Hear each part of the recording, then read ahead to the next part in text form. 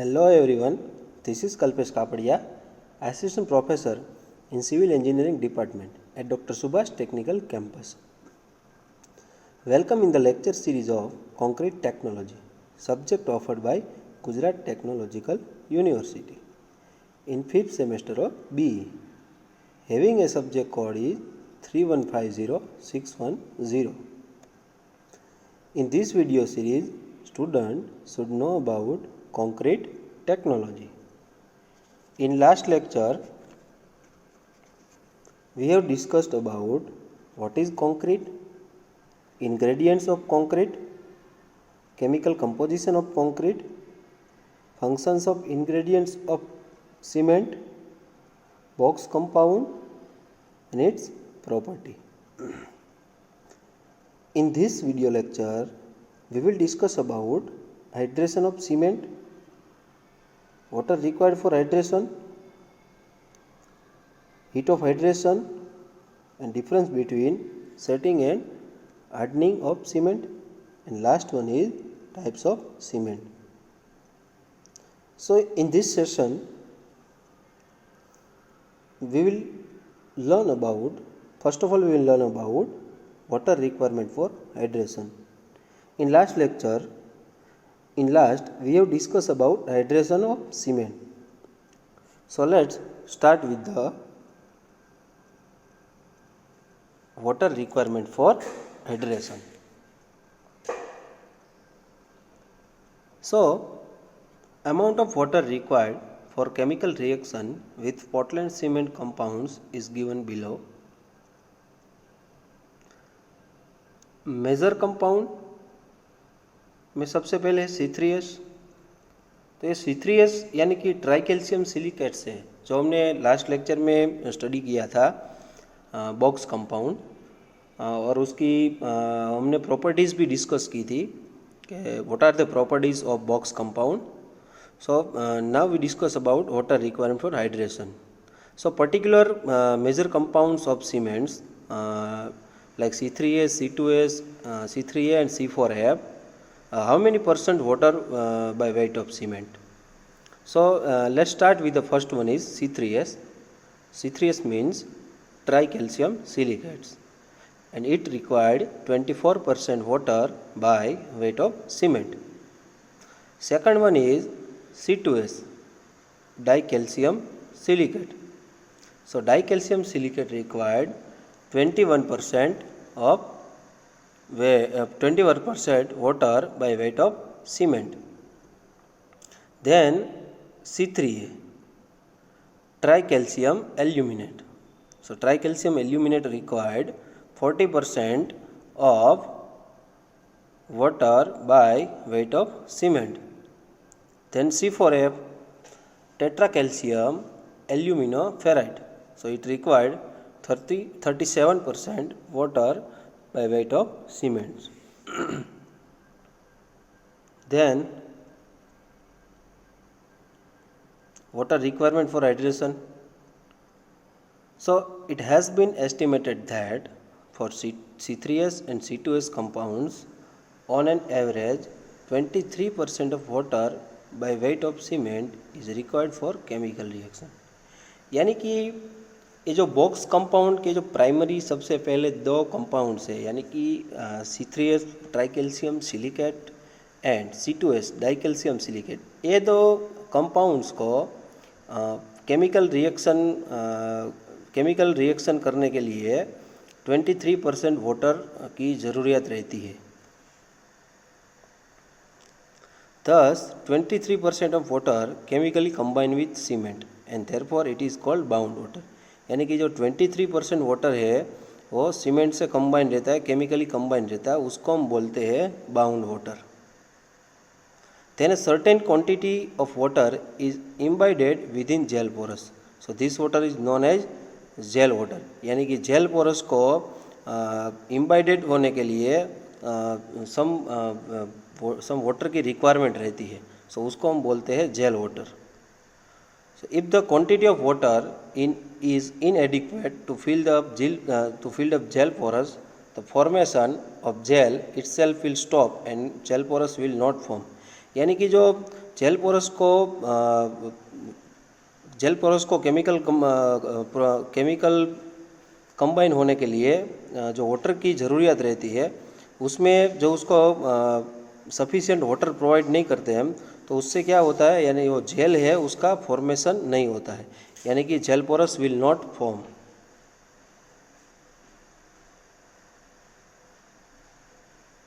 Then gel water of about 15% by weight of cement is required, यानी कि gel water को cement से process करने के लिए 15% बाय वेट ऑफ सीमेंट रहता है।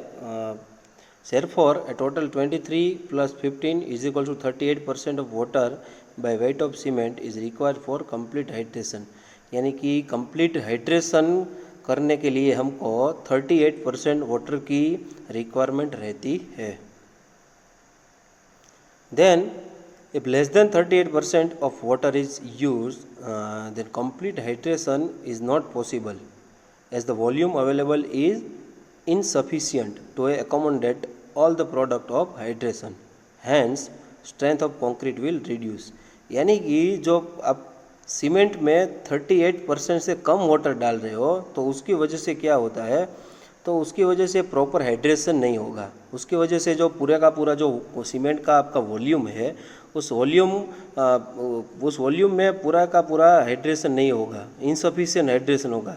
इसकी वजह से क्या होगा कि ये जो आपने जब कंक्रीट बना रहे हो और कंक्रीट में कम वाटर आप ऐड कर रहे हो, तो उसकी वजह से कंक्रीट की जो स्ट्रेंथ है वो रिड्यूस होती है। If more than 38% of water is used, then the excess of water will cause undesirable capillary cavities and concrete becomes porous. यानी कि आप 38% से ज़्यादा वाटर आप ऐड कर रहे हो सीमेंट में, तो उसकी वजह से कैपिलरी कैविटीज़ क्रिएट होती है और आपका जो कंक्रीट है वो पोरस रह जाता है। Let's see in the image, first one is less than 0.38, यानी कि 38% से आपने कम वाटर ऐड किया है, तो उसकी वजह से क्या हुआ है, आप देख रहे हो इसमें अनहाइड्रेटेड पार्ट आपको दिखाई दे रहा है। उसकी वजह से ये जो सीमेंट का सम पोर्शन है वो अनहाइड्रेट होता है, यानी कि जो पूरे का पूरा जो वॉल्यूम रहता है आपका, वो वॉल्यूम पूरा का पूरा हाइड्रेशन उसमें होता नहीं है। इसकी वजह से कंक्रीट की जो स्ट्रेंथ है वो स्ट्रेंथ रिड्यूस होती है।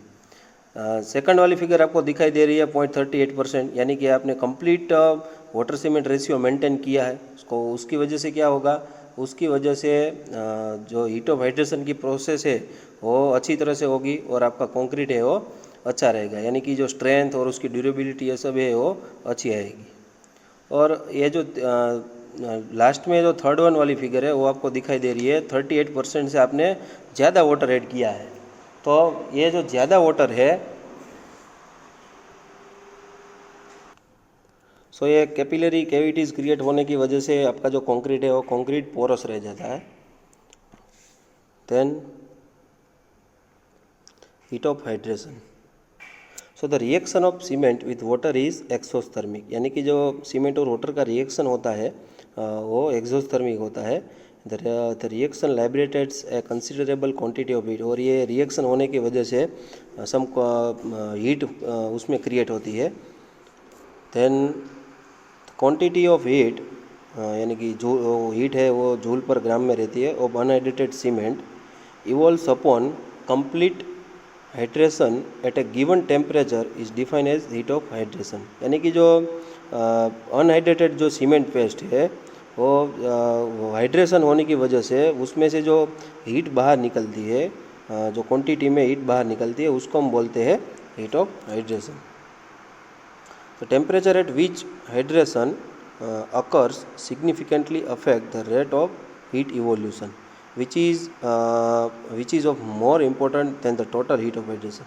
यानी कि ये जो टेम्परेचर की वजह से कई बार क्या होता है कि जो हीट ऑफ हाइड्रेशन का जो रेट है उसमें सम सिग्निफिकेंटली चेंज आते हैं, यानी कि आपका जो टेम्परेचर डाउन है तो हीट ऑफ हाइड्रेशन कम रहता है, या और जो आपका टेम्परेचर वहाँ पे अप है तो उसकी वजह से ये जो हीट ऑफ हाइड्रेशन है उसकी प्रोसेस वहाँ पे थोड़ी स्पीडीली रहती है। तो उसकी वजह से क्या होता है, तो कि आपके लिए मोस्ट इम्पोर्टेंट क्या है, तो कि टोटल हीट ऑफ हाइड्रेशन को आपको नहीं देखना है, सबसे पहले ये देखना है कि वहाँ पे जहाँ पे भी आप कंक्रीटिंग कर रहे हो वहाँ पे टेम्परेचर कितना है, उस पर डिपेंड करता है कि हीट ऑफ हाइड्रेशन है वो कंक्रीट पे क्या असर करेगी। In ordinary Portland cement, about 50% of total heat is liberated between 1 to 3 days। यानी कि जो हमारी जनरली हम इंडियाज़ में मेजोरिटी 90% या उससे अब ऑर्डिनरी पोर्टलैंड सीमेंट का हम यूज़ करते हैं। सो ये जो ऑर्डिनरी पोर्टलैंड सीमेंट है उसमें फर्स्ट 1 to 3 days में 50% जितना हीट ऑफ हाइड्रेशन हो जाता है और अबाउट 75% इन 7 days, यानी कि 50% के बाद का जो 25% है वो 3 days के बाद यानी कि 7 days में कंप्लीट होता है और 90% तक जो हीट ऑफ हाइड्रेशन है वो 6 months में कंप्लीट हो जाता है। अब यहाँ पे देखते हैं heat of hydration of major compound. So यहाँ पे मेजर कंपाउंड का हीट ऑफ हाइड्रेशन दिया गया है 3 days, 90 days और 13 ईयर तक का दिया गया है। यानी कि जो हीट ऑफ हाइड्रेशन की प्रोसेस है वो लंबे साल तक चलती है और यहाँ पे जो heat of hydration at given as वो कैलोरी पर ग्राम में दिया गया है। सो हम देखते हैं सबसे पहले C3S दिया गया है यानी कि ट्राई कैल्शियम सिलिकेट से। सो ट्राई कैल्शियम सिलिकेट में सबसे पहले फर्स्ट 3 days में 58 कैलोरी पर ग्राम जितनी हीट क्रिएट होती है। देन 90 days में 104 यानी कि 104 कैलोरी पर ग्राम, 13 ईयर तक 122। उसके बाद है C2S डाई कैल्शियम सिलिकेट। सो डाई कैल्शियम सिलिकेट है वो फर्स्ट 3 days में 12 कैलोरी पर ग्राम, देन 90 days में 42 एंड देन 30 ईयर तक 59। सो आपको यहाँ पे दिखाई देगा कि हमने जब बॉक्स कंपाउंड में प्रॉपर्टी चेक की थी, सो प्रॉपर्टी में सबसे पहले था C3S ट्राई कैल्शियम सिलिकेट। सो ये ट्राई कैल्शियम सिलिकेट में हमने पहले देखा था कि फर्स्ट 7 days की जो स्ट्रेंथ है वो C3S की वजह से रहती है। सो आपको यहाँ पे दिखाई दे रहा है कि C3S और C2S में कितना डिफरेंट है। सो फर्स्ट 3 days है उसमें C3S में 58 है और C2S में 12 है, यानी कि जब 90 में 104 है C3S में और C2S में कितनी है 42। और उसके बाद है C3S, वो भी स्पीडीली हाइड्रेट होता है, यानी कि फर्स्ट 3 days में 212, देन 90 days में 311, देन 13 ईयर तक 324। और C4F है वो भी स्पीडीली हाइड्रेट होता है। इसकी वजह से क्या है, ये दो जो कंपाउंड है C3A और C4F उसका कंटेंट हम सीमेंट में कम रखते हैं, क्योंकि ये दो कंटेंट ऐसे है उसकी वजह से हीट ऑफ हाइड्रेशन की प्रोसेस स्पीडीली होती है। सो उसकी वजह स्पीडीली हीट ऑफ हाइड्रेशन की प्रोसेस होने की वजह से कंक्रीट है वो स्पीडीली सेट हो जाता है। यानी कि हमने पहले स्टडी किया था फ्लैश सेट। सो फ्लैश सेट होने की वजह से क्या होता है, कंक्रीट में माइनर क्रैक डेवलप होती है। सो ये कंक्रीट में कोई डिफेक्ट ना है, इसीलिए हम ये दो कंपाउंड है उसका प्रोपोर्शन सीमेंट में हम कम रखते हैं और C3S और C2S का कंटेंट है उसमें ज़्यादा है। यानी कि C3S है वो प्राइमरी डेज में हीट होने में, प्राइमरी डेज में सीमेंट को स्ट्रेंथ गेन करने में हेल्प करता है और बाद की जो स्ट्रेंथ है 7 days के बाद की वो C2S की वजह से स्ट्रेंथ आती है। सो C4F में 3 days में 69 कैलोरी पर ग्राम और 90 days में 98, 13 ईयर तक 102 calorie per gram. Now the difference between setting and hardening of cement. So what is the difference between setting and hardening of cement. Cement का setting time क्या रहता है, वो कितने टाइम में वो सेट होती है वो हम देखेंगे, और सीमेंट का हार्डनिंग टाइम क्या होता है। पहले तो सेट होने के लिए सीमेंट को कितना टाइम लगता है और उसके बाद प्रॉपर हार्डन होने के लिए कितना टाइम उसको लगता है, हम देखते हैं। सो these are the difference between setting of cement and hardening of cement. So setting is the term used to describe the stiffening of the cement। यानी कि जो पेस्ट होती है उसको स्टिफ होने के लिए कितना टाइम लगता है उसको हम बोलते हैं सेटिंग टाइम। और hardening refers to the gain of strength of a set of complete paste. यानी कि जो सीमेंट पेस्ट है उसको कंप्लीट सेट होने जब हो जाए तब उसकी स्ट्रेंथ कितनी है, तब वो कितनी स्ट्रेंथ गेन करता है, उसको हम बोलते हैं hardening of cement. Then it refers to a change from a fluid to a rigid state, यानी कि जो सेटिंग टाइम है उसमें क्या रहता है, तो कि आप जब वाटर और सीमेंट को जब मिक्स करते हो उस टाइम से लेके जब वो रिजिड होता है, रिजिड स्टेट में कन्वर्ट हो जाता है, उस बीच का जो समय है उसको हम बोलते हैं सेटिंग ऑफ सीमेंट। और हार्डनिंग में it refers to a formation of solid mass processing good compressive strength, यानी कि ये जो सॉलिड मास आपका बन गया है वो सॉलिड मास को अच्छी कंप्रेसिव स्ट्रेंथ होने में कितनी प्रोसेस लगेगी, कितना टाइम लगेगा, उसको हम बोलते हैं hardening of cement. Then the setting of cement start after 30 minutes from the instant when water is added to cement and completed within 10 hours, यानी कि जो सेटिंग है वो इनिशियली 30 मिनट से शुरू होता है। उसमें भी आप नेक्स्ट लेक्चर में हम स्टडी करेंगे, उसमें एक प्रैक्टिकल आएगा इनिशियल सेटिंग टाइम और final setting time. Setting time में भी इनिशियल सेटिंग टाइम रहता है और final setting time. Initial setting time कितना है उसके लिए हमको टेस्ट करना है और उसके बाद हम करेंगे फाइनल सेटिंग टाइम, यानी कि फाइनल सेट होने में कितना टाइम लगता है। So based on the practical यहाँ पे हमको टाइम दिया गया है, यानी कि फर्स्ट जो इनिशियल सेट होता है सीमेंट उसके लिए उसको 30 मिनट रिक्वायर रहती है और फाइनल सेट होने के लिए 10 आवर्स की रिक्वायरमेंट रहती है। देन हार्डनिंग ऑफ सीमेंट, तो the process of hardening of cement continuous for a period more than 1 year, यानी कि जो सीमेंट का हार्डनिंग होता है वो 1 ईयर से भी ज़्यादा उसको टाइम लगता है कंप्लीट हार्ड होने के लिए। To know the setting of cement, initial setting time and final setting time test are conducted. Setting time को फाइंड आउट करने के लिए हम 2 टेस्ट परफॉर्म करेंगे। First one is initial setting time and second one is final setting time. Then hardening of cement, so hardening of cement में क्या रहता है, तो कि हार्डनिंग ऑफ सीमेंट फाइंड करने के लिए कंप्रेसिव स्ट्रेंथ उसकी चेक करनी रहती है। उसका हम टेस्ट करेंगे कि ये सीमेंट है वो प्रॉपर सेट हो जाने के बाद उसमें वो सीमेंट है उसका हमने जो पेस्ट बनाया है उसकी कंप्रेसिव स्ट्रेंथ कितनी आई है वो हम चेक करेंगे। सो ये था difference of setting and hardening of cement.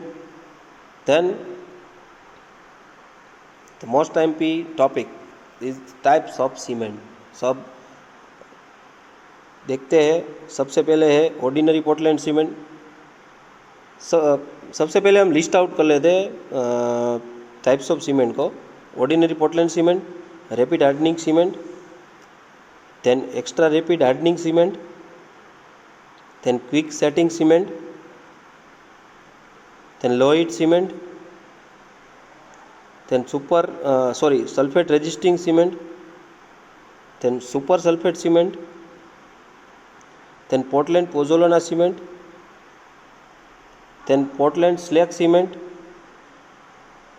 then colored cement, then hydrophobic cement, air entraining cement, masonry cement, oil well cement, expansive cement, high alumina cement, then concrete slipper grade cement, then waterproof cement, then ready set, and last one is very high strength of cement. So one by one देखते हैं हम।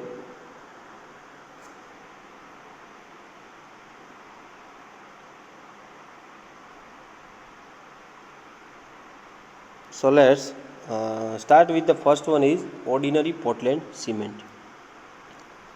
तो आपने OPC का नाम तो आप सब ने सुना ही होगा, यानी कि ओपीसी का मतलब होता है, उसका फुल फॉर्म होता है ऑर्डिनरी पोर्टलैंड सीमेंट और उसका शॉर्ट फॉर्म है OPC.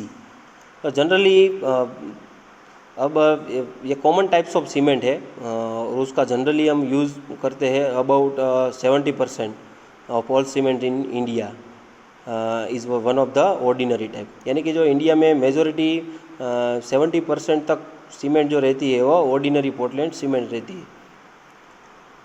Then prior to 1987 there was only one grade of OPC govern by IS 269 1976, यानी कि सबसे पहले 1987 में एज़ पर IS 269 1976 सबसे पहले there are only one grade of cement is govern by IS.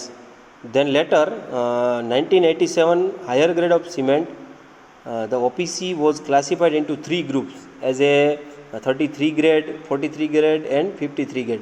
आपने ग्रेड तो सुना ही होंगे. अभी ये जो OPC है वो 3 ग्रेड में जनरली उसका मैन्युफैक्चरिंग होता है. एक रहता है 33 ग्रेड और 43 एंड 53. सो जनरली हम रिसेंटली ये जो हम सीमेंट यूज़ कर रहे हैं सो वो 53 ग्रेड की रहती है.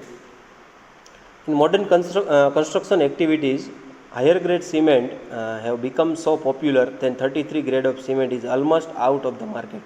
यानी कि सबसे पहले जो सीमेंट है वो 33 ग्रेड की 33 ग्रेड का सबसे ज़्यादा यूज़ करते थे और उसके बाद ये मॉडिफिकेशन होने की वजह से सम रिसर्च होने की वजह से अब आपके सामने मार्केट में 43 ग्रेड भी अवेलेबल है और 53 ग्रेड भी अवेलेबल है.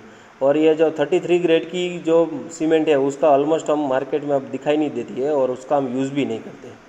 सो although OPC are little costlier than low grade cement, they offer many benefits like 10 to 20% saving in cement consumption, faster rate of development of strength and higher strength.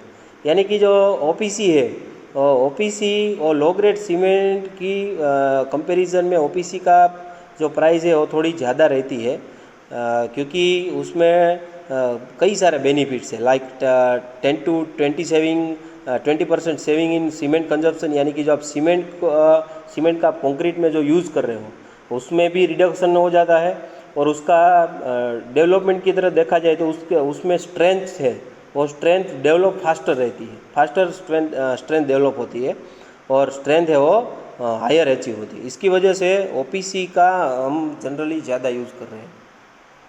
तो OPC आर generally recommended when there is no exposure to sulphate in the soil और in the ground water.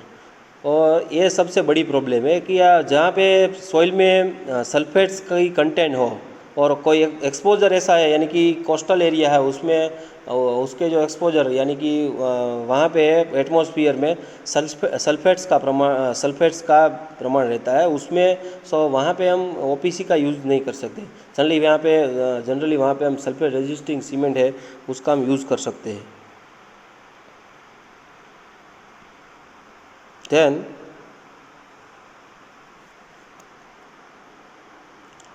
rapid hardening cement. So the rapid hardening cement यानी कि उसका short form होता है RHC. देखते हैं. As the name implies it develop strength rapidly and therefore can be called as a high early strength cement. So आपको आप यहाँ पे देख रहे हो उसका जो सीमेंट का जो नेम है वो है रैपिड हार्डनिंग सीमेंट. और नाम रीड करने से ही हमको पता चल जाएगा कि ये जो सीमेंट है वो रैपिडली हार्ड हो जाएगी. इसकी वजह से उसका नाम क्या है, रैपिड हार्डनिंग सीमेंट. सो उसमें जो स्ट्रेंथ है सीमेंट की वो एज अर्ली एज हाई रहेगी. So the rate of setting is same as that of ordinary Portland cement. यानी कि उसका जो सेटिंग टाइम का जो रेट है वो ऑर्डिनरी पोर्टलैंड सीमेंट जैसा ही रहता है. Then the strength of RHC rapid hardening cement at the age of 3 days is equal to the 7 days strength of OPC with the same water cement ratio. यानी कि rapid hardening cement और ordinary Portland rapid hardening cement की जो strength है same water cement ratio रख के तो उसकी 3 डेज की जो स्ट्रेंथ है वो ऑर्डिनरी पोर्टलैंड सीमेंट में 7 डेज में वो स्ट्रेंथ गेन होती है. तो ये दोनों में डिफरेंस क्या है कि रैपिड हार्डनिंग सीमेंट आप यूज़ कर रहे हो तो फर्स्ट 3 डेज में स्ट्रेंथ है वो as compare to OPC 7 days strength के हिसाब से उसमें ज़्यादा रहेगी.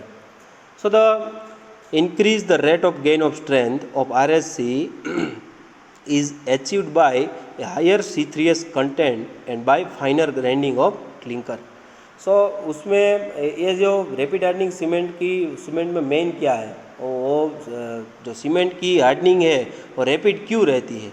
सो हमने सबसे पहले बॉक्स कंपाउंड की प्रॉपर्टीज़ जब हम स्टडी कर रहे थे तो वहाँ पे हमने स्टडी किया था कि सीथ्रियस कंटेंट है, उसका यूज़ करने की वजह से हमको फर्स्ट 7 डेज़ की स्ट्रेंथ मिलेगी कंक्रीट की।